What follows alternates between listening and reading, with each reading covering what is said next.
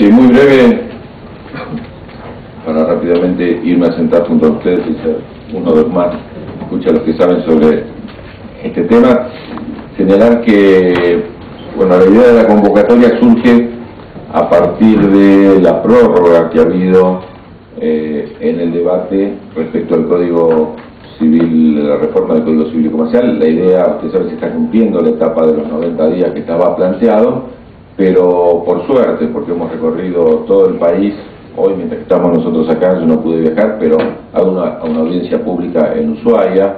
En este momento se están escuchando las opiniones respecto de todos los temas del Código, de la reforma del Código Civil y Comercial.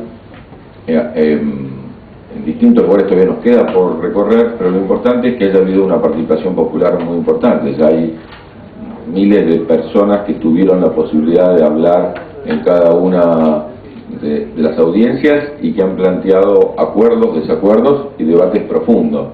Si uno tuviera que decir 6, 7 temas importantes que se han debatido estos días en cada una de las audiencias, sin lugar a dudas está el tema de familia, está el tema, todos los temas vinculados a las nuevas formas de concepción, está el tema de las comunidades originarias como un tema muy importante, el tema del derecho consumidor, el tema de los derechos básicos, se discute mucho el tema del derecho al agua, y está también este tema de que en todas las audiencias, absolutamente todas las audiencias, ha habido propuestas y las tenemos sistematizadas respecto de los derechos de las personas con discapacidad.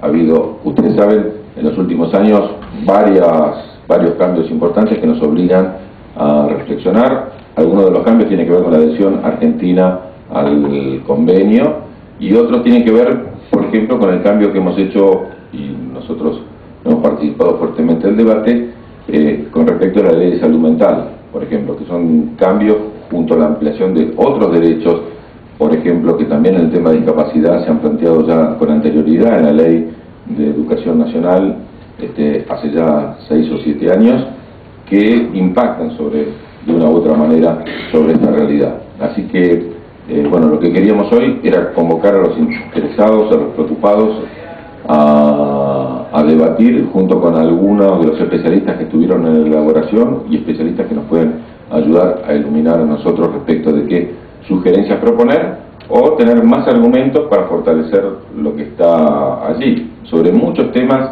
están surgiendo amplios consensos en modificaciones. Ninguna, o en algunos casos, van contra la naturaleza del código, que insisto que tiene que ver con ampliar derechos y dar cuenta de las modificaciones que ha habido en la sociedad desde el código anterior, es decir, que llevan más de 100 años y ha habido modificaciones profundas, aunque muchas leyes han sido cambiadas en el camino. Pero nos parece importante generar estos espacios de debate. Lo que les quiero decir es que de lo que nosotros hoy intercambiemos aquí, están nuestros asesores trabajando para llevar las propuestas concretas a la comisión bicameral. Me toca integrar, de ser uno de los 15 senadores que están junto con 15 diputados trabajando en la comisión bicameral, que va a tener la letra fina, es decir, va a tener la posibilidad de discutir modificaciones. Así que aquellas que tengamos consenso aquí y que podamos seguir avanzando, les quiero garantizar que serán propuestas, lo que no quiere decir que sean resueltas en esa dirección, pero por lo menos nosotros vamos a tener la oportunidad, participando de la comisión, de llevar adelante estas propuestas. Así que yo agradezco a todos los que participan, agradezco especialmente a los especialistas que nos van a ayudar a comprender más en profundidad la razón de por qué cada uno de los artículos que están proponiendo ser modificados tiene una naturaleza distinta, y espero que entre todos podamos después tener algún tipo, que lo podemos mandar por mail nosotros, de respuesta sobre cuál va a ser la propuesta nuestra concreta en cada uno de los artículos. Muchísimas gracias. Bueno, buenas tardes. Muchas gracias, senador Filmus. Es un placer para mí y un honor estar hoy aquí con ustedes e intentar reflexionar sobre algunas cuestiones generales de este momento histórico que estamos viviendo, que es la reforma integral del Código Civil. Y es normal, a mi juicio, que, como bien señalaba el senador Filmus, el tema de la capacidad se haya generado tanto revuelo, puesto que un tratado de derechos humanos que ha suscrito la Argentina en materia de derechos de las personas con discapacidad está proponiendo un cambio de paradigma. Y como cambio de paradigma es natural que genere resistencias, que sea en algunos momentos difíciles de asimilar. Si hacemos un paralelismo, como ha sucedido por ejemplo con el cambio de paradigma de los derechos del niño, con un tratado que ya hace más de 2 décadas que existe o que se encuentra vigente, quizás recién hoy en día el derecho argentino realmente ha logrado en este proyecto tomarse en serio y reconocer ese paradigma de la Convención de los Derechos del Niño, ¿no? Cuando hace tanto tiempo que se viene hablando. Con lo cual es normal que una convención nueva, la última Convención de Derechos Humanos, que se aprobó en el marco de Naciones Unidas, todavía genere muchas dudas, muchas incertidumbres, y sobre todo cuando las intentamos implementar en la práctica, cuando las llevamos a la letra fina de la ley, tan importante como el Código Civil. Permítame muy brevemente volver a reiterar esos 2 párrafos tan fundamentales, tan importantes de la Convención Internacional sobre los Derechos de las Personas con Discapacidad, concretamente el inciso 2 y el inciso 3 del artículo 12, que de alguna forma son la punta de lanza del esquema del cambio de paradigma. En estos 2 incisos podríamos resumir en pocas palabras ese cambio de paradigma. Y al igual que sucede con las cláusulas constitucionales, aquí cada palabra, cada punto, cada coma tiene un sentido. Y es importante analizarlo. El inciso 2 dice: los Estados partes reconocerán que las personas con discapacidad tienen capacidad jurídica en igualdad de condiciones con las demás en todos los aspectos de la vida. Analicemos brevemente estas palabras. Reconocerán que las personas con discapacidad, primer punto, ¿qué son personas con discapacidad? La Convención lo define e incluye a todas las personas con discapacidad. Discapacidad intelectual, mental, sensorial y física. Primera parte.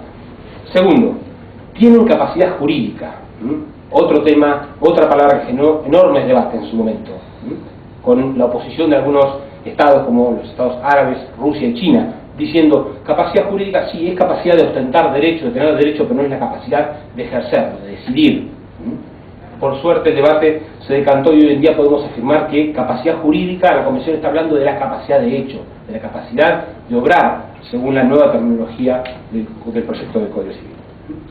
En igualdad de condiciones con los demás. ¿Qué significa esto? Que la capacidad jurídica la deben gozar de la misma forma que el resto de las personas. Ahora luego, cuando iremos un poco más fino, van a ver lo importante de esto, es decir, en igualdad de condiciones con los demás. No deben ser discriminadas por motivo de discapacidad en la regulación de la capacidad jurídica. Y por último, en todos los aspectos de la vida. Nuestros códigos civiles tradicionalmente se han ocupado de la parte patrimonial. La Convención, como es de Derechos Humanos, habla de todos los aspectos de la vida, no solamente lo patrimonial, sino principalmente el ejercicio de derechos personales, personalísimos y derechos humanos básicos, civiles, políticos, económicos, sociales y culturales.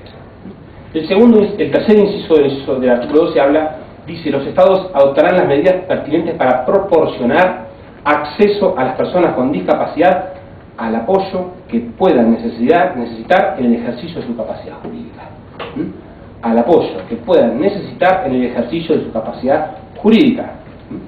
Le reconozco por un lado la capacidad a todas las personas de forma absoluta y sin discriminación, y por otro lado el Estado, un deber, proporcionar los apoyos necesarios para que puedan ejercer esa capacidad jurídica. Vamos a leer un poquito más fino. Con lo cual, a mi juicio, la Convención establece una garantía de igualdad en el ámbito de la capacidad jurídica, tan importante como supuso en su momento el principio de no legalidad en el derecho penal. Hoy por hoy, la Convención artículo 12 reconoce la igualdad en el ejercicio de la capacidad jurídica de las personas con discapacidad. Y esto se basa, en mi juicio, en 4 premisas. En primer lugar, que las personas con discapacidad, todas, tienen plena capacidad jurídica en las mismas condiciones que el resto de las personas. Esto supone, en términos prácticos, que por lo menos hay una inversión de la carga de la prueba. La capacidad se debe presumir, pero esto no en un sentido general, sino en un sentido práctico. Es decir, no puede haber una presunción legal de incapacidad, la capacidad se debe presumir, y esto opera como una garantía jurídica, de misma forma que se presume la inocencia en el ámbito del derecho penal. Segundo punto, que la capacidad jurídica incluye a la capacidad de ejercicio, otro tema que habíamos planteado en relación con el inciso 2. En tercer punto, que la discapacidad nunca puede ser el motivo de restricción o limitación de la capacidad jurídica, tema importantísimo y complejo, que nos ha costado muchísimo debatirla en los debates que hemos tenido dentro de del grupo, digamos, ¿no? De cómo de alguna forma sortear este aspecto de si la discapacidad debe estar visible o no debe estar visible en el régimen de protección. Y por último, que es obligación del Estado garantizar el acceso a quienes necesiten un apoyo para el ejercicio de su capacidad jurídica. Con lo cual, yo siempre trato de explicarles a padres y demás en términos muy sencillos. Si tuviera que resumir el artículo 12 del cambio de paradigma en 2 palabras, yo lo resumiría en esto. El artículo 12, ¿de qué habla? De quién decide. ¿Qué dice el artículo 12? O quién decide. ¿Y quién decide? La persona con discapacidad. El artículo 12 no dice que el Estado debe implementar el mecanismo que mayor proteja a la persona, o que nosotros nos rompamos las cabezas por encontrar aquel mecanismo que mejor garantice sus derechos, que esté más resguardado, que lo proteja con el ámbito patrimonial. No. Usted garantícele que la persona pueda decidir. De eso va el artículo 12. ¿Qué supone esto en la práctica? Pues que en un sentido muy general, la opción de proteger a las personas con discapacidad mediante la institución jurídica de la representación sustitutiva de la toma de decisiones, tenga nombre de tutela, curatela o guarda, no puede seguir siendo una opción posible o válida del artículo 12.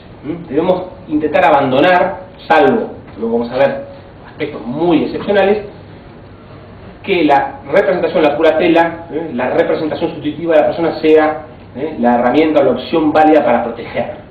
El argumento proteccionista que tanto se esgrime a lo largo de todos estos tiempos en relación con la protección de las personas con discapacidad, es preciso abandonarlo. Tenemos que centrarnos en la promoción de la autonomía de la persona y no en la protección de la persona. Y esto no lo digo yo, lo ha dicho el Comité de Naciones Unidas al Estado argentino hace menos de un mes. El Comité expresa su máxima preocupación por las inconsistencias observadas tanto por parte de la legislación vigente como de los proyectos de ley que se basan o continúan basándose en el modelo de sustitutivo de la voluntad de la persona, que en clara contraposición o contradicción con el artículo 12 de la Convención. Con lo cual, el Estado del Comité Nacional lo ha dicho muy claro. El mecanismo de la sustitución de la curatela de la incapacidad como mecanismo de protección no puede ser un mecanismo válido. Debemos pensar en mecanismos diferentes, alternativos. Y, en todo caso, veremos en su momento casos muy excepcionales donde se requieran acciones de sustitución. ¿Qué dicen nuestras leyes? Muy brevemente, para graficarles a ustedes la importancia de la reforma del Código Civil. ¿Y por qué la importancia? Realmente nuestro Código Civil está muy desfasado en muchos aspectos, pero quizás este sea uno de los peores. El artículo 52 del Código Civil habla de que son las personas de existencia visible y se reputan que son capaces todas las personas excepto aquellas que están expresamente declaradas incapaces. Miren ustedes el lenguaje estigmatizante de la ley. El código las declara incapaces a las personas. Y luego dice claramente, tienen incapacidad absoluta los dementes, los sordomudos, menores de personas por nacer. Es cierto que luego la ley 7711 intentó modificar un poquito este modelo biologicista de Vélez Sarsfield, pero lo cierto es que la práctica jurídica no ha logrado abandonar ese modelo médico, ese modelo de verificación, verificatorio de la discapacidad, ¿no? El juez de alguna forma verifica con un dictamen médico que una persona tiene una discapacidad mental y automáticamente se presume que es incapaz. El artículo 141 dice que se declaran incapaces por demencia las personas que por causa de enfermedades mentales no tengan actitud para elegir su persona o administrar sus bienes. Con lo cual, el modelo vigente, no voy a hablar del 152 ter, porque es una reforma muy reciente, pero centrémonos en el modelo vigente. Es un modelo de capacidad versus incapacidad. Con algunas pequeños matices recientes, nuestro sistema históricamente se ha basado en blancos y negros. Se es capaz para todo o se es incapaz para todo. Se pasa de un estado a otro en un momento determinado, como si el juez de alguna forma verificara una situación externa, preexistente y notoria, simplemente le pone la cereza del postre, declarándolo insano, demente o incapaz. El derecho argentino, como les decía, se basa, sobre todo desde la ley 17711, en el criterio biológico jurídico. Es decir, la incapacidad se determina a través de la existencia de una enfermedad mental sumado a un elemento que se le dice elemento jurídico, y es lo que la doctrina denomina como la incidencia de la vida en relación, o dicho de otra forma, la falta de autogobierno. Es decir, no basta con que la persona tenga una discapacidad mental, sino que esa discapacidad debe influir en la capacidad o la actitud de esa persona para autogobernarse, para decidir sobre su persona y sobre sus bienes. Ahora bien, en la práctica, lo jurídico se funde en lo biológico. El que decide todo es un médico sobre criterios médicos, porque no es que el médico emite un diagnóstico donde determina que la persona X tiene, por ejemplo, una discapacidad mental, sino que además el juez le pide, y además dígame cómo esta discapacidad incide en la vida en relación y en su autogobierno. Entonces termina siendo el médico el que le dice al juez: la persona tiene este diagnóstico y además no puede, considero que no puede... sí, bueno, y hasta en algunos casos directamente los jueces le piden: dígame si este es un 141 o un 152 bis, digamos, ¿no? Es decir, hasta ese lenguaje, digamos, de etiquetación y peyorativo, digamos, ¿no? ¿Dónde se encuadra? Yo siempre digo, digamos, el paralelismo es como que imagínense en un juicio penal que un juez le pida a un perito de balística y le diga: bueno, dígame si el acusado es responsable del delito. Y el perito le va a decir: mire, yo lo que le puedo decir es si esta bala corresponde a esta arma. Determinar si él fue el autor es un problema suyo, es un problema del juez. Yo como perito lo que tengo que determinar básicamente es un tema pericial técnico. Luego usted como juez deberá evaluar con diferentes pruebas realmente la situación contextual, social de esa persona, y el dictamen médico le valerá en la medida en la cual usted lo considere. Una sentencia de insanía no lleva más de 2 o 3 páginas. Seguramente algunos jueces mejores, pero yo les puedo asegurar que podemos hacer una sentencia de insanía en 2 páginas, o menos. Autos y vistos, que fulano tal se presentó, bla, bla, bla, y la foja tal te presenta el dictamen médico, bla, bla, bla, con lo cual corresponde declarar a fulano tal incapaz, y tratar de vía civil, punto, designar a fulano tal como su curador. O sea, no cargamos la vida de una persona en una página y media. Un auto interlocutorio por una medida cautelar en un juicio ejecutorio tiene más redacción y más trabajo que una sentencia de insanía. Y para que vean realmente lo que se ha convertido el proceso civil de insanía en nuestro derecho, cuando estamos hablando de la vida de las personas, derechos civiles, políticos. El curador asume la representación de la persona en todos los actos de la vida civil y no necesita consultarle. El paradigma que se devele de que el curador debe actuar como el buen padre de familia, es decir, el curador es el que mejor sabe qué es lo mejor para la persona, con lo cual la persona, la curatela se puede ejercer desde un escritorio, sin conocer siquiera la cara de la persona. ¿De qué forma incide, y con esto voy a ir cerrando muy brevemente, de qué forma incide el sistema vigente en la Argentina en la vida diaria de las personas con discapacidad? No me voy a detener mucho, porque he hecho un cuadrito muy genérico, no tiene un gran rigor jurídico, pero creo que es esquemático, mostrándoles como 4 ámbitos diferentes de la vida diaria, de cómo incide la declaración de la insania, cuando hay o no insania, y cuando hay internamiento, cómo influye en la vida de las personas. Entonces, por ejemplo, he dicho actos jurídicos que se formalizan por lo general ante escribanos públicos. ¿Qué sucede cuando hay interdicción, cuando no hay interdicción y cuando hay institucionalización? ustedes, de esto después yo les voy a pasar porque no, por cuestiones de tiempo no me quiero detener, pero compraventa de bienes, poderes generales, testamentos, donaciones, cesión de derechos, contactos sociales, son todos actos que obviamente las personas que están interdictas no pueden hacer, las que están institucionalizadas, salvo que el escribano se le ocurra ir a la institución, tampoco las pueden hacer, y los que no están interdictos pero que tienen portación de cara, difícilmente tampoco lo puedan hacer, aunque legalmente no estén habilitados.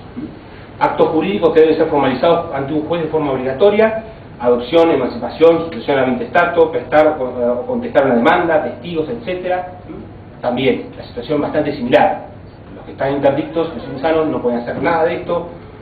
Los que no tienen interdicción habrá que ver, porque también en un mecanismo proxenime automáticamente seguramente se nombrará un curador, al menos se apliquen. Y el ámbito de la institucionalización, difícilmente que una persona pueda hacer esto cuando está institucionalizada y no privada de libertad, no puede salir. ¿Cómo va a poder hacer todas estas cosas?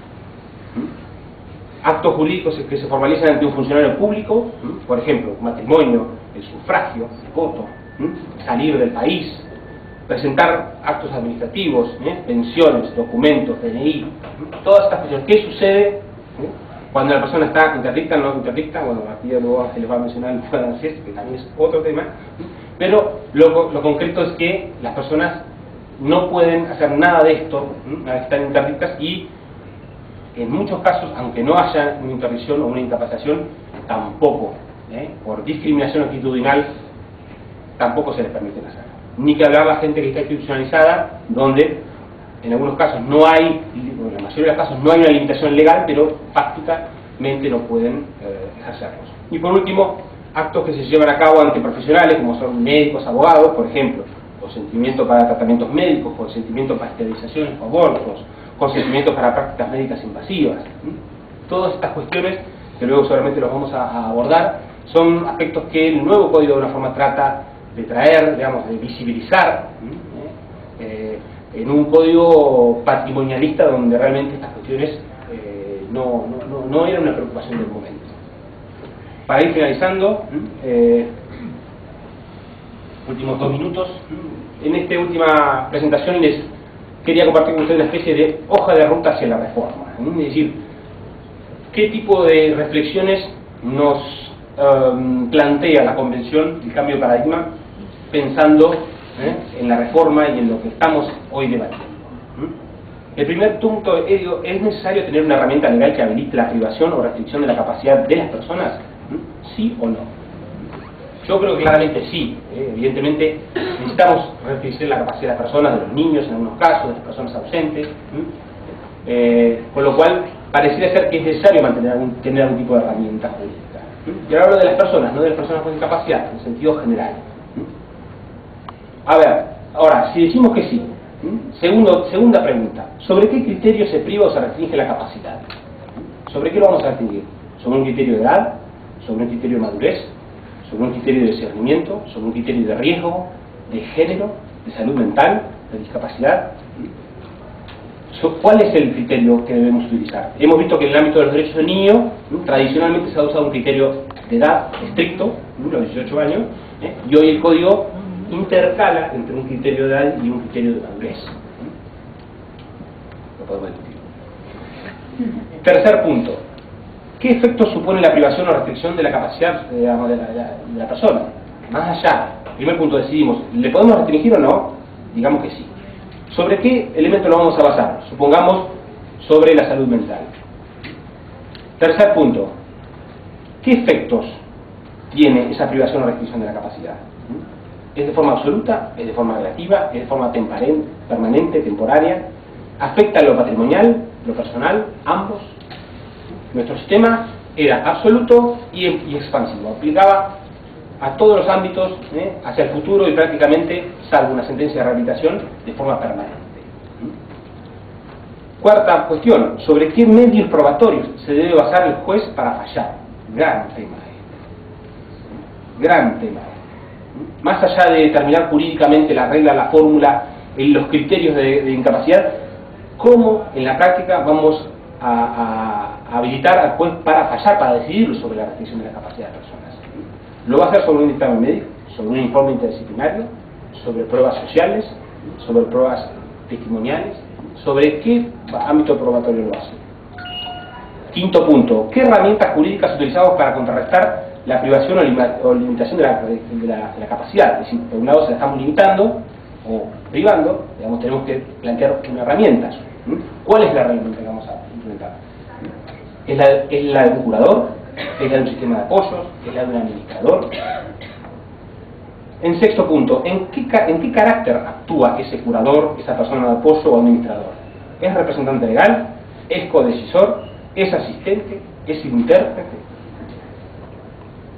Y por último, ¿cómo garantizamos la seguridad jurídica en todo este marco? El régimen de nulidades de actos, la oponibilidad a terceros, el régimen de responsabilidad civil, el régimen jurídico entre la persona de apoyo y la persona con discapacidad. Con lo cual ustedes verán que la Convención no hace más que desnudar la naturaleza humana, la diversidad humana, la necesidad de ver al sujeto, a la persona, en sus características personales, en su contexto social concreto, lo cual complejiza mucho más el régimen jurídico, y todas estas preguntas quedan abiertas, y bueno, tenemos que decidir qué solución jurídica le queremos dar. Muchísimas gracias. Buenas tardes, muchas gracias por la invitación al senador, a sus colaboradores.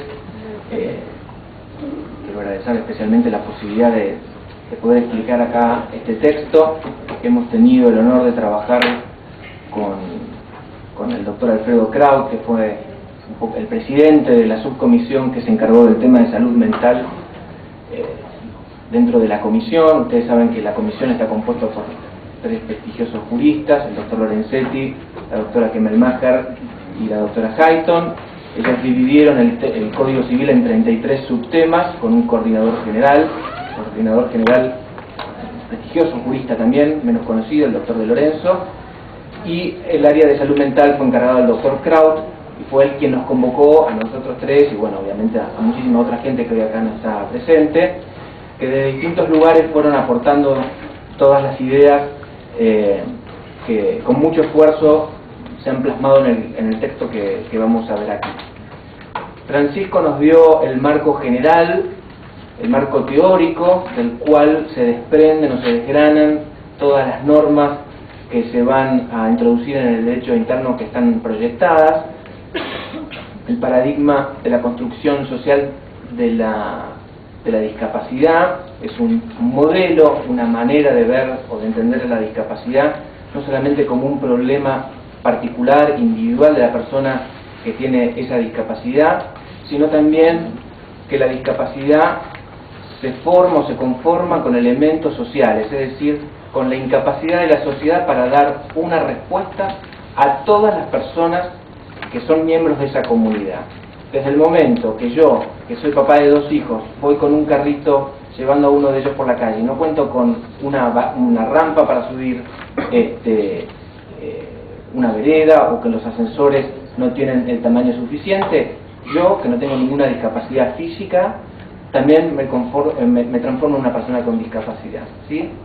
Esta es la idea de este tercer paradigma que Agustina Palacios reconoce. El primero fue el de prescindencia, es decir, eliminemos a las personas con discapacidad. El nazismo fue un claro ejemplo de eso, mató a miles de personas en campos de concentración porque no servían. El modelo rehabilitador, que ha tenido una visión más piadosa, pero siempre con la idea de reincorporar a la persona en la medida que se rehabilite. El día que se cure, le abrimos los brazos. En este modelo social de la discapacidad, la idea es que nosotros como sociedad le abramos los brazos a todas las personas, inclusive las personas con discapacidad que han sido relegadas durante mucho tiempo, y las personas con discapacidad mental en particular, que lo que importa para el Código Civil es justamente la posibilidad de que puedan dar actos jurídicos válidos, porque como bien explicó Francisco, ustedes saben que el mundo jurídico se dividió en 2, en personas capaces y personas incapaces. Este término de incapacidad, que lo voy a sobrevolar, hoy para nosotros suena terrible, ¿no es cierto? Una persona incapaz es una persona que suena como inútil, que no tiene aptitud para algo. Vale la pena entonces hacer un brevísimo raconto histórico del concepto de capacidad para saber en dónde estamos parados ahora y, como bien decíamos, frente a un momento histórico para redefinir este concepto. La idea de capacidad no es una idea romana, como tantos institutos jurídicos, ¿sí? La idea de capacidad, como vamos a ver, es un concepto del siglo XIX, en realidad, de la pandectística romana, del siglo XIX. En Roma las personas se las identificaba como cabezas, ¿sí? Simplemente, una cabeza era una persona. La frase capitis diminutio significa reducción de la cabeza. Literalmente eso para nosotros no significa nada, ¿sí? Justamente la idea de persona y capacidad estaban consustanciadas. En el medioevo recién aparece también la idea de persona. La idea de persona tampoco es una idea romana, en el sentido jurídico me refiero, ¿no es cierto? Aparece recién en el medioevo francés, y en el siglo XIX un prestigioso jurista funde las dos ideas y aparece acá esta idea de capacidad jurídica, ¿sí? En donde la idea de persona y capacidad son indescindibles. Así, tradicionalmente conocemos a la capacidad jurídica como la capacidad de ser titular de derechos, es decir, la capacidad de derecho, y la capacidad de ejercer esos derechos por uno mismo o a través de un representante, que es lo que se llama tradicionalmente capacidad jurídica de obrar, o de ejercicio, o de hecho. Entonces, la noción de capacidad se subdivide en dos, tradicionalmente: capacidad de derecho y capacidad de hecho. El Código de Vélez empezó a regir el 1 de enero de 1871. Vélez Sarsfield lo escribió durante toda la década del 60 del siglo XIX, y él se basó fundamentalmente en las ideas jurídicas que estaban vigentes durante la primera parte del siglo XIX. Es decir, que la mayor parte de las ideas que están plasmadas en el Código Civil, más allá de que hay un montón de modificaciones incorporadas posteriormente, son ideas que en lo sustancial ya tienen 200 años, ¿sí? De aquí que su definición de una persona incapaz, por razones de salud mental, que él calificó como dementes, la definía como los individuos de uno u otro sexo que se hallan en estado habitual de manía, demencia o imbecilidad, aunque tengan intervalos lúcidos o la manía sea parcial.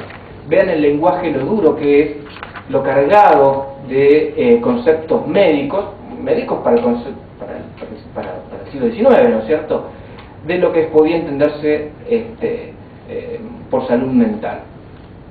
Entonces, Vélez Sarsfield, conforme a esas ideas, dividió a las personas capaces, es decir, las mayores de edad, básicamente varones, básicamente propietarias, y las incapaces, que eran los menores de edad, las mujeres casadas, y las personas con esta problemática. 100 años más tarde, durante un gobierno de facto, casualmente, se produce la reforma más importante del Código Civil. En 1968, a mediados de 1968, empieza a regir en la República Argentina la Ley 17711, morigera muchos aspectos del Código Civil que han sido muy importantes, y en lo que se refiere a salud mental, produce un cambio. Salimos de un concepto psiquiátrico puro a uno médico jurídico. Se introduce por primera vez una pequeña lucecita de lo que significa un componente social. Entonces, para la declaración de incapacidad actualmente vigente, que este es el 141 que está proyectado en la pantalla, se declaran incapaces por demencia las personas que por causas de enfermedades mentales no tengan aptitud para dirigir su persona o administrar sus bienes. Es decir, se necesita el diagnóstico médico para verificar la existencia de una discapacidad mental o de una enfermedad mental, y un componente social que se traduce en la imposibilidad de la persona de gobernarse, tanto en sus aspectos personales como patrimoniales. La reforma 17711 introduce un instituto que se incorporó del derecho italiano, que es la inhabilitación civil.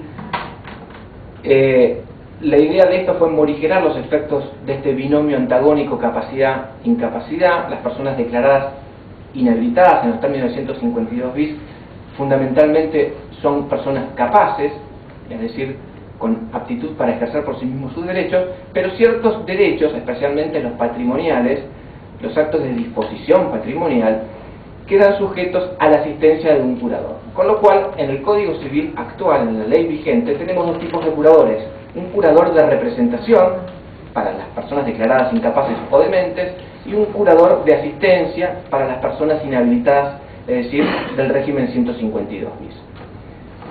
Es decir, el curador de representación tiende a actuar como un buen padre de familia, que en el esquema clásico actúa solo, sin escuchar a la persona con discapacidad, que representa para todos los actos de la vida civil, y otro esquema menos restrictivo, en el cual la persona conserva su capacidad, el 152 bis, y este curador de asistencia busca por, básicamente, velar porque los actos de disposición patrimonial no lo perjudiquen, actuando de una manera similar a la forma en que se otorga el asentimiento conyugal para los actos de disposición de bienes registrables. La Convención de los Derechos de las Personas con Discapacidad entonces nos plantea un cambio radical. Esto se planteó a la Comisión de Reforma, se adhiere por completo al modelo social de la discapacidad. La Argentina firmó en el año 2007 esta convención, se aprobó en el año 2008 por ley 26378 y se ratificó depositando el instrumento en septiembre del mismo año. Con lo cual la Argentina está obligada frente a la comunidad internacional a aceptar las pautas de la convención. Acá podemos ver algunas normas en las cuales se recepta en la convención el modelo social. Las pasamos rápidamente, pero pueden mirarlas para que puedan reconocerlas, de las cuales se hablan de estas barreras no solamente físicas, sino culturales, que hay que tratar de desmontar para integrar a las personas con discapacidad. Hablamos entonces también de ajustes razonables. Entendemos que para el ejercicio de derechos, para el ejercicio de la autonomía de derechos, entonces la sociedad tiene que poner a disposición de los usuarios estos ajustes propios de las necesidades de cada individuo. Tienen que ser necesidades de ajustes razonables creativos, no van a ser dos ajustes razonables iguales, ¿sí? Porque ninguno de nosotros somos iguales. Los principios en los que se inspira la Convención y por lo tanto las ideas que hemos tratado de plasmar en el texto del nuevo código es el respeto a la dignidad inherente, la autonomía individual, importantísimo, porque el ejercicio de los derechos es el ejercicio de la propia autonomía. Esa autonomía siempre se va a poder ejercer en el marco de una libertad para tomar las propias decisiones, y esto es lo que nos va a permitir una inclusión plena y efectiva en la sociedad. Los estados partes, entonces, el artículo 12, en lo que se refiere al ejercicio de la capacidad jurídica, como bien explicó Francisco, es el artículo estrella. Reconoce el ejercicio de la capacidad jurídica de las personas con discapacidad al igual que lo hacen los demás, es decir, que deja de lado un mecanismo de sustitución. La curatela de representación de la que hablábamos es puesta seriamente en crisis, ¿sí? ¿Por qué? Porque lo que importa ahora es que la persona con discapacidad ejerza sus propios derechos. ¿Y cómo va a ser? Mediante apoyos, ¿sí? La idea es que se le pueda brindar a la persona esos apoyos con esos ajustes que sean necesarios para él o ella, para que puedan ejercer sus derechos. Los estados partes asegurarán en todas las medidas relativas al ejercicio de la capacidad jurídica que se proporcionen salvaguardias adecuadas y efectivas para impedir los abusos de conformidad con el derecho internacional en materia de derechos humanos. El juez va a ser quien va a encarnar esas salvaguardias, ¿no es cierto?, para que los apoyos que entren a funcionar no cometan abusos. Esas salvaguardias asegurarán que las medidas relativas al ejercicio de la capacidad jurídica respeten los derechos, la voluntad y las preferencias de las personas. Es decir, que los apoyos siempre van a intervenir o actuar escuchando a la persona, teniendo en cuenta sus intereses y sus preferencias. Tenemos que salir de ese esquema de la curatela de representación, en donde el curador actúa solo sin incluir a la persona en la decisión. Lo que decía Francisco, ¿quién decide? ¿Quién decide? Bueno, decide la persona, y los apoyos lo ayudarán a tomar esas decisiones. Si yo me quiero comprar un auto y no entiendo nada de autos, le pregunto a él que me asesore cómo le va con su auto, a ella qué experiencia tuvo con tal otro, al vecino y demás, y me conformo una opinión, y a partir de ahí decido comprar tal o cual auto. De una manera similar pretenden funcionar estos apoyos. Estos apoyos van a estar acotados en el tiempo, porque nosotros creemos que la discapacidad es un proceso dinámico, ¿sí?, que puede evolucionar a favor de la persona o en contra, con lo cual no hay una fotografía para aquí y para siempre, sino que esto es una película, ¿sí? Entonces necesitamos pensar en tiempos de evaluación, y eso es lo que dice en efecto la Convención. Las salvaguardas serán proporcionales al grado en que dichas medidas afecten a los derechos e intereses de las personas. Entonces, la Ley 26657 fue el primer intento legislativo de acercarse a los postulados de la Convención. Por un lado, se propicia la desmanicomialización, ¿sí?, en lo que se refiere al tema de internaciones, tema que va a hablar Ángeles más tarde. Se propone un abordaje interdisciplinario y comunitario. Nos interesa que las personas con discapacidad mental se desarrollen en la comunidad, hagan su terapia en la comunidad y que no los escondamos en colonias lejanas sobre pretexto de protegerlos, ¿sí? Pueden vivir con nosotros. ¿Por qué un abordaje interdisciplinario? Porque no es una cuestión estrictamente médica lo que le pasa a la persona. No alcanza con la visión de un médico que nos diga tiene cuál o tal diagnóstico y necesita hacer tal o cual tratamiento. Necesitamos tener una visión más completa, necesitamos la visión también de un trabajador social que nos diga cómo impacta en su vida concreta la dolencia que estamos discutiendo, o en sus vínculos familiares, o en el desempeño laboral y demás. Es decir, si la vida de una persona es polifacética, también lo son las de las personas con discapacidad mental, con lo cual se brega por un abordaje interdisciplinario. Y una graduación de la capacidad jurídica, ¿sí? ¿Por qué? Porque justamente estamos diciendo que cada persona es única. La Ley 26657, la Ley Nacional de Salud Mental, incorporó el artículo 152 ter al Código Civil vigente. Las declaraciones judiciales de inhabilitación e incapacidad deberán fundarse en un examen de facultativos conformado por evaluaciones interdisciplinarias, que es de lo que estábamos hablando y de lo que nos dice la Convención, lo que nos manda la Convención. No podrán extenderse por más de 3 años y deberán especificar las funciones y los actos que se limitan, procurando que la afectación de la autonomía personal sea la menor posible. Entonces, un límite temporal y también una evaluación amplia, interdisciplinaria. Entonces, estamos frente a una reformulación del concepto de capacidad jurídica. Decíamos que se había subdividido en 2 conceptos o subconceptos, de hecho y de derecho, la capacidad jurídica. Hoy debemos reunificar estos 2 conceptos. La capacidad jurídica es indivisible, porque como bien ya pensaban los romanos, no hay capacidad sin persona. Y nosotros pensamos lo mismo.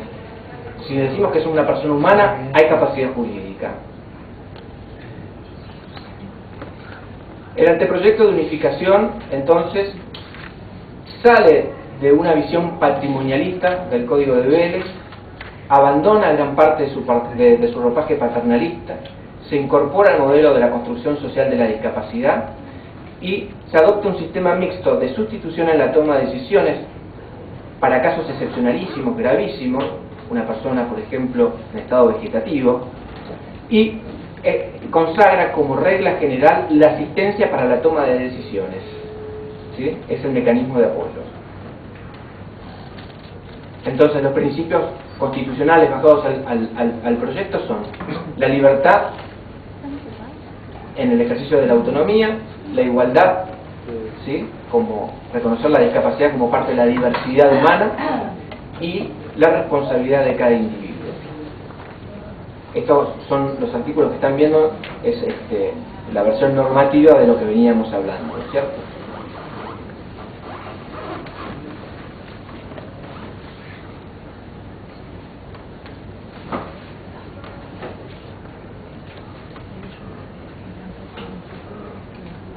Estoy salteando la parte de menores de edad para no extenderme demasiado.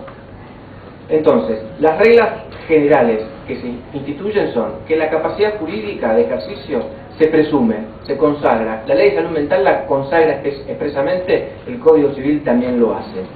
Aún cuando se encuentren las personas internadas en establecimientos psicosanitarios, ¿sí? Porque en la práctica, muchas veces las personas que son internadas en forma involuntaria, se les ha borrado su capacidad jurídica de un plumazo. Por lo cual hubo una necesidad expresa de decir esto, aunque parezca una redundancia. La limitación siempre va a ser de carácter excepcional, en beneficio de la persona, y va a tener entonces también un límite temporal. ¿Por qué? Porque la vida de la persona es dinámica. Nadie se baña 2 veces en el mismo río, dijeron ya en el siglo V a.C. La intervención siempre va a ser interdisciplinaria para garantizar la evaluación más completa posible. Es imprescindible escuchar a la persona, imprescindible informar a la persona, ¿sí? Y es prioritario entonces que las medidas que se apliquen sean proporcionadas.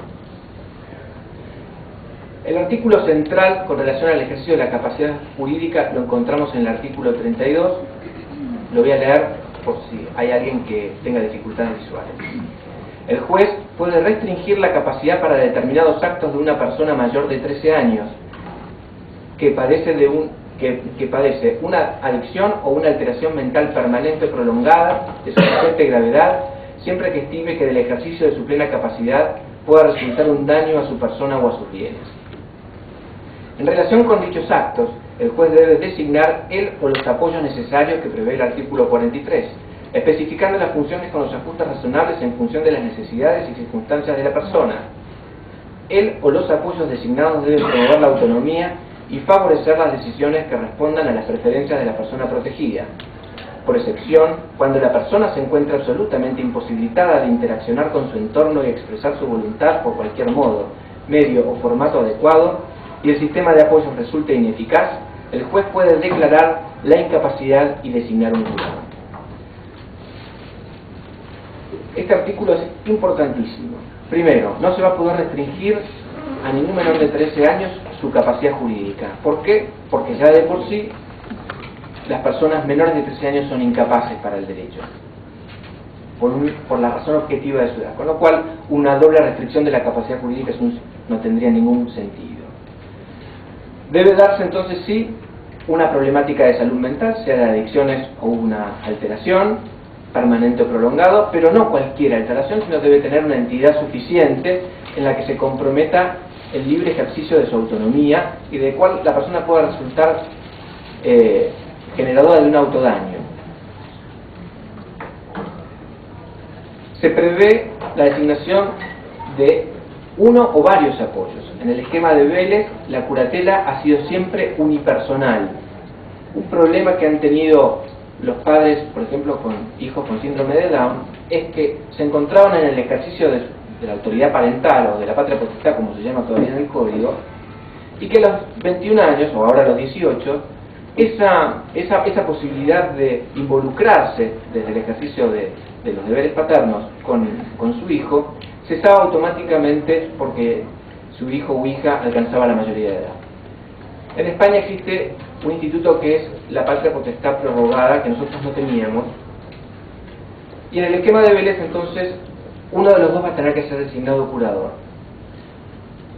Y esto genera una doble implicancia. Por un lado, el que es designado curador se le da un poder, es empoderado, y el otro es como si quedara fuera de esa relación de poder. Y por el otro lado, también la persona que es designada curador tiene una carga muy pesada sobre su mochila, que no puede compartir con el otro. Entonces la idea de una curatela plural, para los casos de incapacidad que vamos a ver ahora, o una red de apoyos, trata de superar ese problema que les estoy mencionando. Poder distribuir las cargas, ¿sí?, entre los distintos miembros de la familia o de allegados. Y que pueden especializarse, porque por ahí de repente puedo tener un primo que es abogado y que puede encargarse de las cuestiones patrimoniales, y la madre poder encargarse de ayudarlo a que haga el tratamiento, y el padre con las cosas de la casa. En fin, pueden especificarse funciones, que es de lo que está hablando el párrafo segundo. Y estos apoyos tienen entonces una directriz muy marcada, que es promover la autonomía de la persona. En clave de convención decimos que es promover la autonomía de la persona a partir del ejercicio de sus derechos, y especialmente de los derechos civiles, que es lo que más se resaltan en el código. Y solo por excepción vamos a poner un representante, que vamos a seguir llamando curador, que es cuando la persona se encuentre totalmente, absolutamente imposibilitada de interaccionar con su entorno y expresar su voluntad, como una persona que ha sufrido un ACV o como una persona que ha desarrollado alguna problemática neurológica que no le permite expresar su voluntad y demás. Frente a esos casos en donde no tenemos ningún mecanismo de medidas anticipadas, que no contamos de ninguna manera con la voluntad de la persona que la pueda expresar, solo para esos actos, repito, gravísimos, se reserva la sustitución en la toma de decisiones. Circuló otra versión del artículo 32, que también se la estoy acá proyectando, es idéntica a la anterior, con la única diferencia es que no hay alusión a los problemas de salud mental.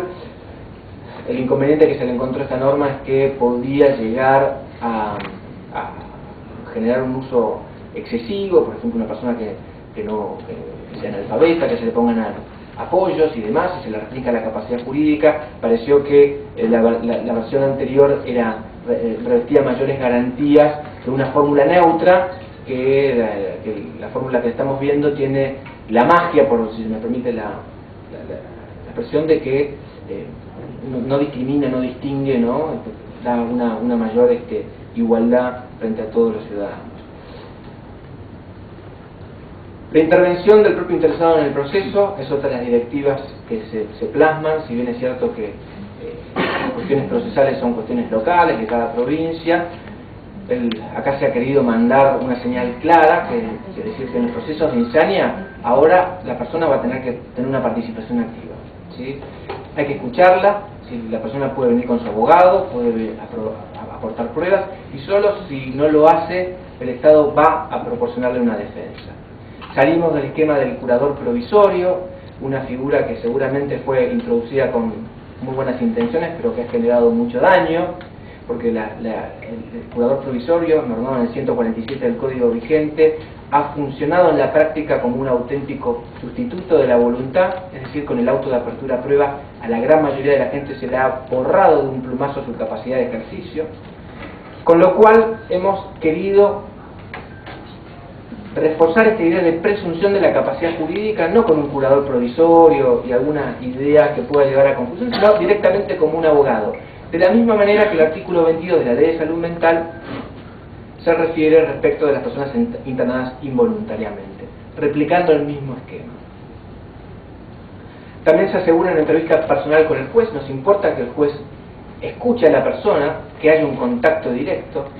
De lo contrario, nosotros creemos que debe sancionarse como nulo el proceso. ¿Cómo voy a determinar o juzgar sobre la vida de una persona a quien no conozco?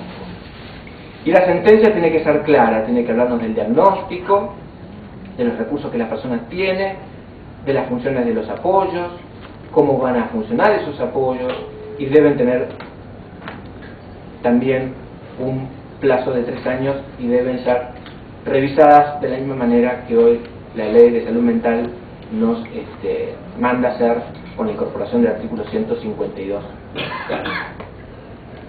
Básicamente esas son las normas más importantes.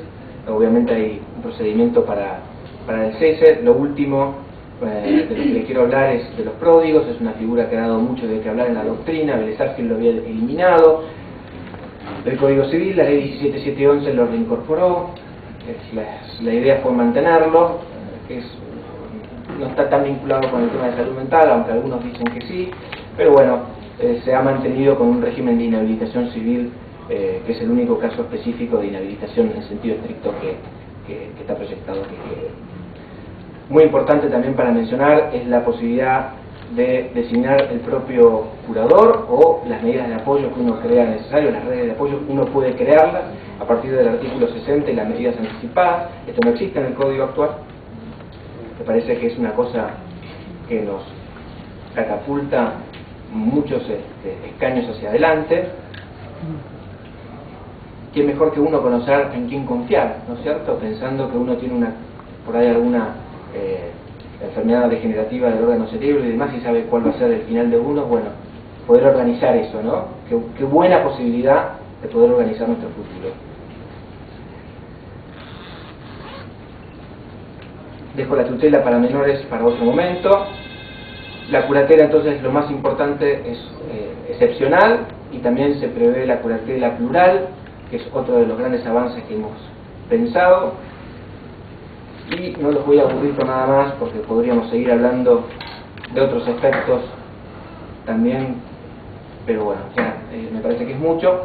Como conclusión de mi parte, por lo menos, la reforma, en mi opinión, importa un progreso en materia de capacidad jurídica muy importante. Más allá de que prospere o no, nos invita a todos a reflexionar sobre nuestras prácticas, porque para que esta ley, la vigente o las que vengan, se hagan carne, requieren que nosotros cambiemos de actitud frente a la temática de la discapacidad. Y por último, quiero citar a Ida Kemalmacher de Carlucci: una igualdad real sobre una igualdad abstracta. El anteproyecto pretende establecer una igualdad real sobre una igualdad abstracta, una ética a favor de los más vulnerables y un paradigma no discriminatorio basado en las categorías que propone la Constitución: los niños, las mujeres, los adultos mayores y las personas con discapacidad. Para tratar a todos igual, debemos tratar a los más vulnerables de manera privilegiada. Así que celebramos que le dediquemos un montón de artículos a regular estas cuestiones, y bueno, esperemos haber hecho lo mejor posible y poder abrir el debate para perfeccionar esto que seguro es perfectible. Muchas gracias. Buenas tardes a todos.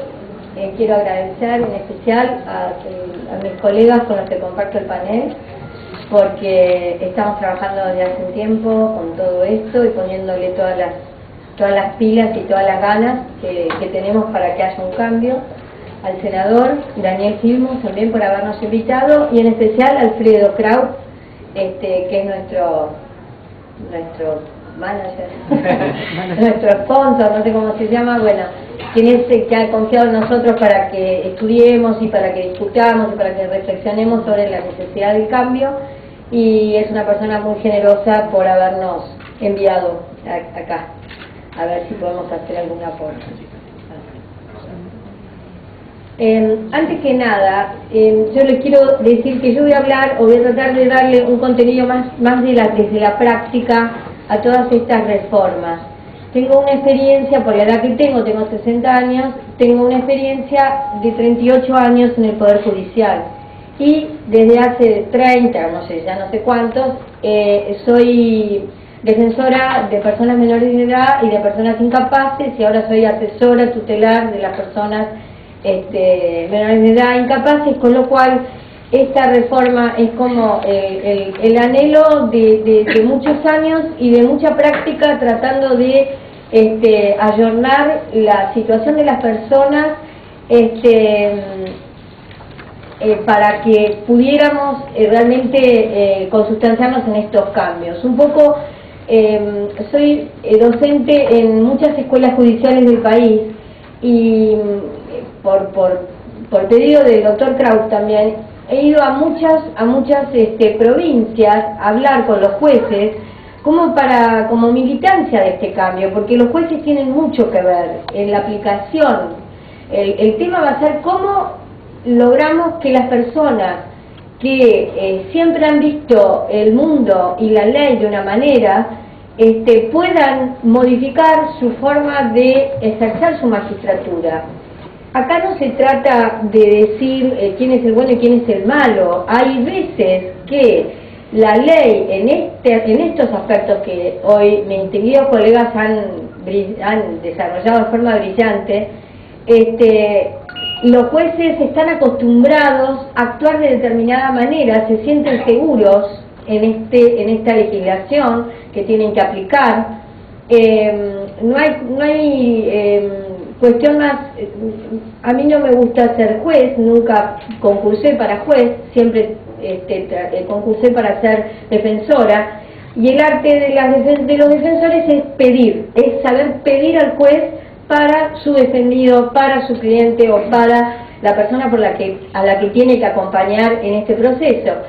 Y un poco la idea siempre fue: no me importa lo que dice la ley es la que se tiene que adaptar a la petición y a la necesidad de la persona, y no al revés, y no como suele suceder, que los jueces no al lugar porque la ley dice una cosa y usted está pidiendo otra. Entonces el arte de los usuarios, que soy usuaria y consumidora de este Código Civil, es saber pedir y homologar y mezclar la ley para que sea la ley la que se adapte a cada una de las necesidades de nosotras, personas y ciudadanos.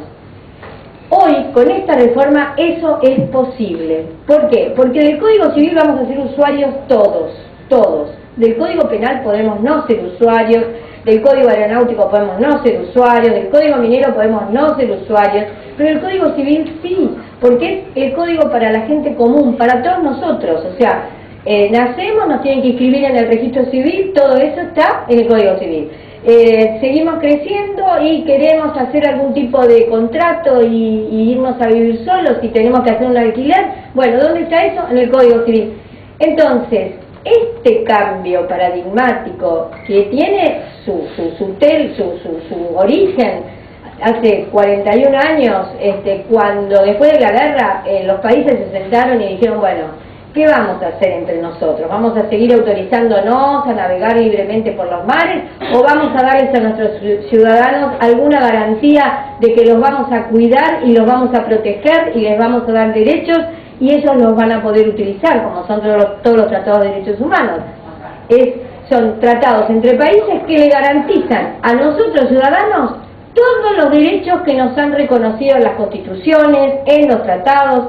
Entonces, este cambio de código, que era, como dijo el doctor Martínez Alcorta, que era para un hombre culto, para la ley, el Código Civil era para un hombre culto, educado y con dinero. Era ese el target de ese hombre. ¿Por qué? Por la época, 1871. No quiero destruir la persona del doctor Vélez Arfiel porque quedamos mal, porque en 1871 tenía luz de vela y no existía el carbónico. Nosotros ahora estamos en otra. Entonces, lo que sí hay que celebrar es que podamos estar en este momento, en este cambio de paradigma, en donde el Código Civil no hay más que leerlo, porque es de fácil acceso para cualquiera de nosotros. Para el que no es abogado, para el que es abogado, es simplificador. Ya no habla de la institución en abstracto, no está dirigido a los abogados, está dirigido a las personas, a los usuarios. Entonces, eso no hay que dejarlo de lado. La otra cuestión que para mí es muy importante, es la circunstancia que se ha separado la legislación del código. Bueno, esto es más de lo mismo, porque es lo que dijo Julio, lo dijo bien, vuelvo para atrás, porque hay otra cosa que creo que es muy importante, y es que en el Código de Vélez decía que toda la legislación de las personas menores de edad, o de los menores, como decía Vélez, se aplicaba a las personas con discapacidad mental.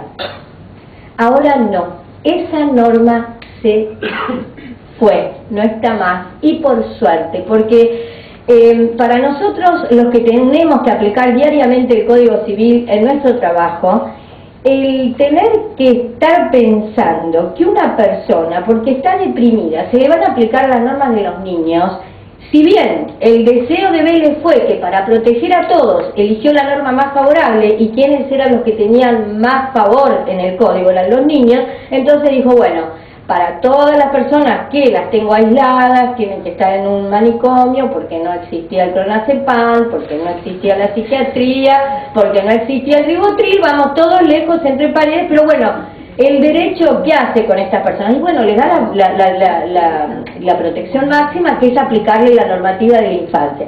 Por suerte eso no está más, y los infantes y los niños y la familia tienen su norma, pero se evalúa desde otros principios.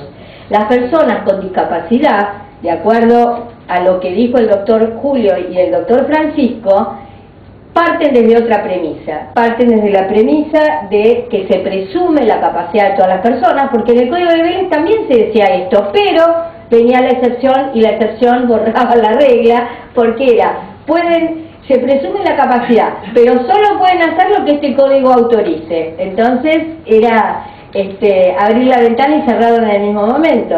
Ahora no, ahora estamos en otra situación. bueno, está, eso. Entonces, la otra cuestión que también a mí me parece que tiene muchísimo que ver es esto del tratamiento interdisciplinario. Hasta no hace mucho, y lo digo desde mi trabajo, los informes de las ciencias afines a los abogados siempre veían lo negativo de la persona. Los principios de intervención de las ciencias sociales, ahora a partir de la incorporación de los tratados de los derechos humanos, nos dan pie a nosotros los operadores del sistema a decir, dígame qué le gusta comer. Yo me acuerdo una vez con una trabajadora social, ¿qué le gusta comer a Teresita? No sé. ¿Y qué sabe pintar? Bueno, ninguna de las aptitudes o habilidades o competencias que pudiera tener esa persona a la que se le había declarado incapaz era considerada por quienes iban a hacer los informes. Los informes respondían a lo mejor a las características habitacionales, a si tenía heladera o no tenía heladera, pero era como deshumanizado la visión que se tenía, y más bien se focalizaba en todo lo patológico que podía tener la persona y no en la potencia, que es lo que ahora el Código por fin ha reconocido, y la Ley de Salud Mental, que fue fuente de esta reforma, también así lo dispone. Estos son los derechos, porque todos estos derechos que se reconocen en la reforma del Código tienen también su génesis en los tratados internacionales y en la Convención, y también en la Ley de Salud Mental, que reconoce todos los derechos que tenemos las personas. El Código no vio necesario reproducir en su articulado todos los derechos desde que la Ley Especial de Salud Mental ya los había establecido y determinado. Ahora voy a las coincidencias normativas, porque el Código Civil en pocos artículos habla del procedimiento que se va a llevar en un juzgado civil cuando hay un pedido de declaración de incapacidad o un pedido de restricción a la capacidad con apoyos. Les quiero decir que en Europa, que se acaban de reformar en España, en Italia y en Francia, se acaban de reformar los códigos civiles porque la Convención de las Personas, la Convención de los Derechos de las Personas con Discapacidad ha impactado en el núcleo duro de esos códigos, en el ejercicio de la capacidad o la capacidad de obrar o la capacidad jurídica, todo es lo mismo.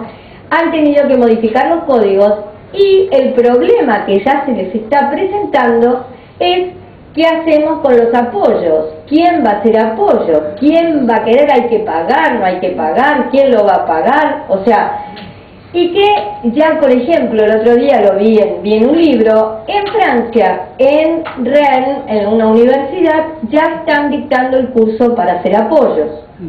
Es una especialización que no se requiere ser profesional para hacerlo en la facultad, pero lo hacen las universidades, y tiene, como si les dijera, 220 horas de carga curricular para poder ser designado como apoyo y registrarse como tal, porque es una universidad la que certifica esa capacitación o esa especialización.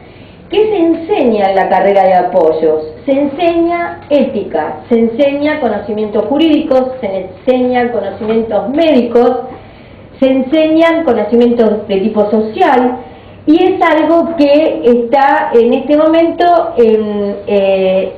ellos fueron un poco más precavidos que nosotros, porque el Código Civil en Francia entró en vigencia ahora, y a pesar de haberse reformado en 2009, pusieron 2 años para prepararse en todas estas cuestiones, para que cuando entrara en vigencia ese código, los apoyos, ya los jueces pudieran tener una lista o supieran de qué se trataba. Así que esto también es una propuesta, el tema de que nos vamos a tener que ocupar de quiénes van a hacer apoyos y qué capacitación van a tener y cómo se van a desempeñar, y en quién los jueces van a tener que acudir más allá, por supuesto, de que las personas van a poder seleccionar y elegir a aquellas personas de su confianza para que los acompañen, pero a lo mejor van a necesitar de conocimientos específicos, y para no nombrar a un abogado, que siempre recurrimos a los abogados, que pareciera que somos lo que sabemos todo y no es así, es lógico que si realmente la especialización en apoyos se impone, bueno, creo que va a ser más útil y más flexible, y va a haber más aportes a las personas que si nos ceñimos al criterio rígido de lo que es el juicio de incapacidad con el curador, con el otro, todos abogados, y en realidad no necesitamos más abogados para esto. En la ley de salud, el proyecto de código se refiere en varias oportunidades a la ley especial, ¿no? Lo mismo cuando se habla de persona y de los embriones, qué pasa con los embriones crioconservados, el código dice una ley especial regulará qué es lo que debe suceder ahí. Pero en el caso nuestro es el código que remite a la ley de salud mental. La capacidad general se presume, de este lado está el proyecto de código, del lado derecho está la ley. Coincidimos, las limitaciones a la capacidad son de carácter excepcional y se imponen siempre en beneficio de la persona. Y en esta capacidad restringida es donde más nos separamos de los niños, porque a mí me parece que estar atendiendo problemas de adultos y de personas que necesitan otro tipo de mirada y otro tipo de protección, o no, o sin protección, sino que necesitan solamente el apoyo, que a lo mejor puede ser más protectorio o menos, no podemos estar pensando en los niños, porque no tiene nada que ver una cosa con la otra. Entonces, esto, digamos, es una vieja tradición jurídica argentina, que los niños, es el régimen jurídico más favorable, entonces todos los que son vulnerables tienen que acomodarse a los niños. No, yo creo que es la ley que se tiene que acomodar a la necesidad de cada uno de los usuarios, y este código da para eso. Lo mismo que la representación. La representación siempre se vio en nuestro sistema jurídico y en nuestro código vigente como un sistema de protección. En el Código Civil había dos sistemas de protección. La representación, que no es el mandato convencional que damos a un abogado o a un amigo para que vaya a una escribanía y compre y venda, sino que es por mandato de la ley dice a determinadas personas, que son los padres, que son los tutores, que son los curadores, les damos como si fueran un mazo de cartas, le damos el Joker. ¿Para qué? Para que hagan de comodines cada vez que el niño necesite algo, que el niño tutelado necesite algo, o que la persona con incapacidad representada por su curador necesite algo. Ahí se presenta el que dice ser representante y suple las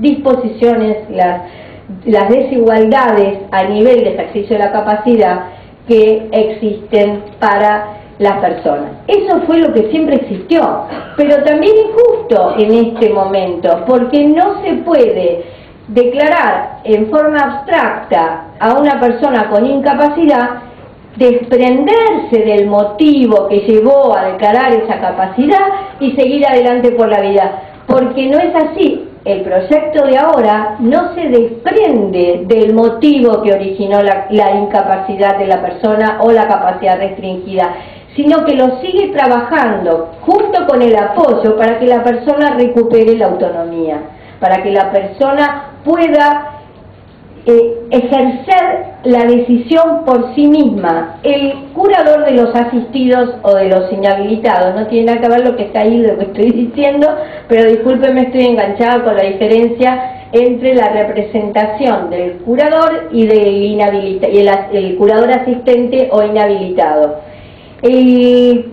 Aún en el sistema de asistencia del Código Civil, que teníamos al famoso curador asistente, la función que tenía no era promover la autonomía para la toma de decisiones por parte del asistido, sino que era autorizar conjuntamente delante de un escribano o delante de un juez la cuestión que quisiera el representado inhabilitado, pero había una posición de superioridad y era otra el trabajo que tenía el representante o del asistido que lo que tiene ahora el apoyo.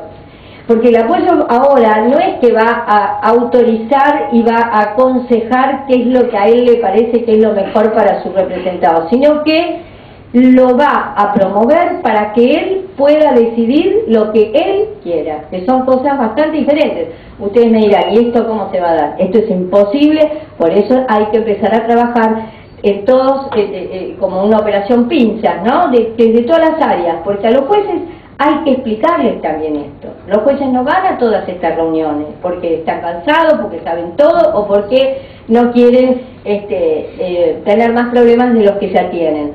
Pero entiendo que hay que empezar a pensar en tener juzgados especializados como tienen en Francia, en España y en Italia. Los tres países que han reformado nuestro Código Civil, su Código Civil en idéntico sentido que el nuestro, nosotros tomamos más modelo italiano, todo el sistema de apoyos o sistema de administraciones di sostegno, dicen los italianos, y lo más parecido a nuestro Código Civil, al proyecto como lo han tomado.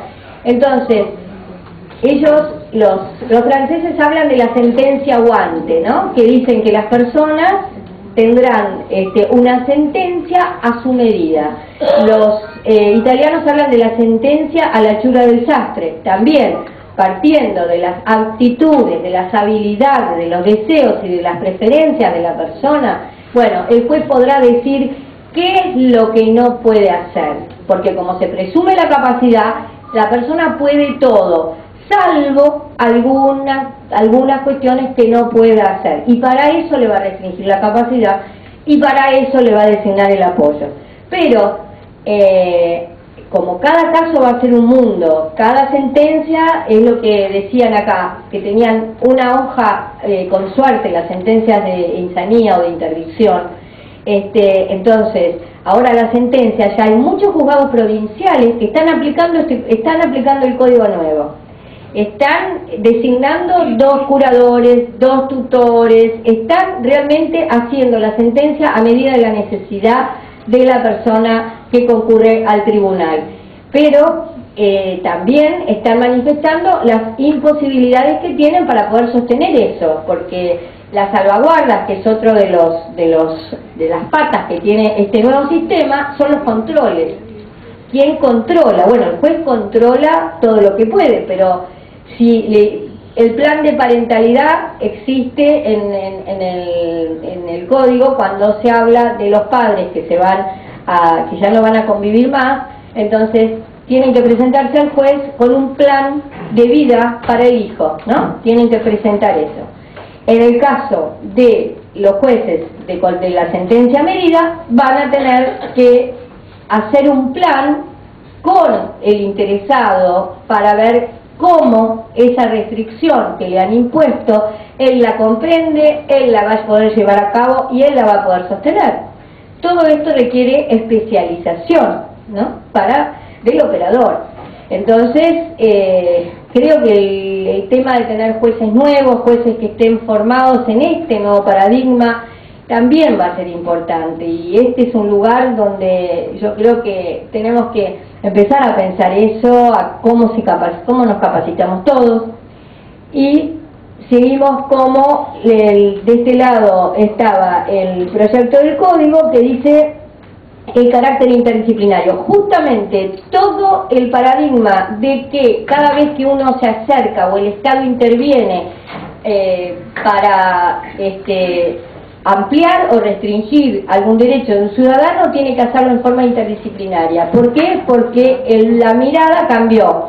Ya no es más el criterio médico-biológico, sino que es el modelo social. Entonces, las aptitudes, las habilidades, las competencias van a tener que ser intercruzadas, no sé cómo se dice, interconectadas por estas miradas interdisciplinarias a partir de la situación de cada una de las personas. Nunca vi en mis 30 no sé cuántos años de justicia, 38, 39, habré visto 5 rehabilitaciones. ¿Por qué? Porque en el ámbito de la declaración de incapacidad, lo que celebro también del proyecto de reforma de la Ley de Salud Mental es que no hay monopolio de los equipos que revisan los equipos médicos. Estábamos en el monopolio del cuerpo médico forense. Las personas tenían que pasar sí o sí por el cuerpo médico forense para determinar a ver en qué casillero, en qué categoría eran colocadas. Bueno, ahora los equipos interdisciplinarios están en los hospitales públicos. Ya terminamos. Entonces, el tema de la interdisciplina es fundamental, es de orden constitucional y va a favorecer la dinámica del cambio y la dinámica de la vida de todos, que hoy podemos estar en un problema, en una situación disvaliosa, en una situación de vulnerabilidad, y a lo mejor dentro de un mes o dos no. Entonces, esa rigidez del sistema, ahora con esta reforma del código que exige que sean los equipos interdisciplinarios los que determinen o los que dictaminen, va a colaborar sin duda en otra mirada y en el viraje que se pretende para esta materia. En cuanto a la internación, puedo decir 2 cositas. Las internaciones, la Ley de Salud Mental tiene muchos artículos referidos a la internación psiquiátrica. La internación psiquiátrica es una medida de carácter excepcional y de última ratio, y lo que ha querido la ley es desterrar la práctica inveterada de la internación psiquiátrica como recurso, ¿no? Como recurso, bueno, está un poquito, y eso los organismos públicos lo tenían aceitado. En mi experiencia, cada vez que había un fin de semana largo, me llamaban de los institutos de menores a decirme que la niña tal estaba con un brote y que estaba poniendo en peligro a toda la población asistida del hogar, entonces que querían internarla, mandarla al Moyano para que... ¿Y saben qué era esto? ¡Qué casualidad! Siempre que venía el fin de semana largo, los operadores encontraban chicas brotadas. Bueno, hasta que, nada, me puse en contra, pero ¿por qué pedían internación psiquiátrica? Porque era facilísimo. Va el médico forense, uno solo, sí, ahí ya está con brote, bueno, vaya para el Moyano. Pum, se la sacaban de encima y a lo mejor podían tomar las vacaciones, desconozco. Pero era coincidencia, no tengo evidencia científica, pero sí empírica de que esto pasaba. Ahora las internaciones psiquiátricas así no van, tienen que tener artículo 16 y artículo 20 de la ley 657, son artículos que tienen una cantidad de presupuestos para que esto suceda, y contralor por parte del juez, que ya no puede internar más, la policía no puede internar más, el antiguo 482, tercer párrafo que daba ahora lo que pueden hacer la policía, lo que pueden hacer las autoridades públicas, simplemente es trasladar con autorización a las personas que están en una situación de emergencia al hospital para que la puedan asistir. Pero ya no puede internar ni siquiera el juez. Interna el organismo administrativo, dentro de las 10 horas el juez tiene que estar en conocimiento de la persona que está internada, y dentro de las 48 horas posteriores el juez tiene que estar munido de la documentación y de los informes de este equipo interdisciplinario que han evaluado la necesidad de la internación. La internación voluntaria, que siempre existió, es la posibilidad que coincide con el interesado, que es el que puede pedir su propia protección, coincide con los chicos que pueden pedir intervención con su propio abogado, es decir, es un paradigma que se va repitiendo, el que favorece la autonomía de decisión de los sujetos ciudadanos para interesarnos en nuestras propias cosas. Entonces la internación voluntaria la puede pedir la persona, y hay que controlar si esa persona pierde en el momento que está internada su lucidez porque ha sido medicada, por ejemplo. Esa internación se transforma en involuntaria y hay que actuar de acuerdo a los parámetros del artículo 20 de la ley 26.657. Bueno, acá seguimos con los derechos, que coincide lo que dice el proyecto con lo que dice la ley, porque el consentimiento informado tiene que estar expresamente manifestado en la historia clínica cuando la persona se la ha internado. El consentimiento, después la participación en el proceso judicial, tanto en el código como en la ley, coinciden, y hay que darle todas las garantías, derecho de defensa en juicio y el control judicial. El juez lo único que puede hacer es internar a una persona cuando la prestación o el prestador de salud del recurso no quiera recibirlo. Entonces, en ese caso, el juez puede ordenar la internación. Único caso. Todos los demás, equipo interdisciplinario. Bueno, el principio de flexibilidad y proporcionalidad, que Francisco lo desarrolló en forma amplísima. Y después la sentencia hecha a medida, lo que les dije antes, las leyes de Europa. El interés de la persona protegida es la finalidad de la protección, favorecerse la autonomía y siempre favorecer las capacidades residuales del sujeto, la facultad de autodeterminación. Y bueno, exhortamos a todos los operadores jurídicos a sortear la encrucijada de la incapacitación y la discapacidad. El proyecto constituye un desafío para todos los operadores del derecho. No tendremos que mantenernos en refugios cómodos frente a dudas, incertidumbres y lagunas, aun cuando las tranquilizadoras respuestas nos lleguen de una tradición jurídica muy noble, de antigüedad conocida y ya superada. Bueno, y discúlpenme que hablé mucho.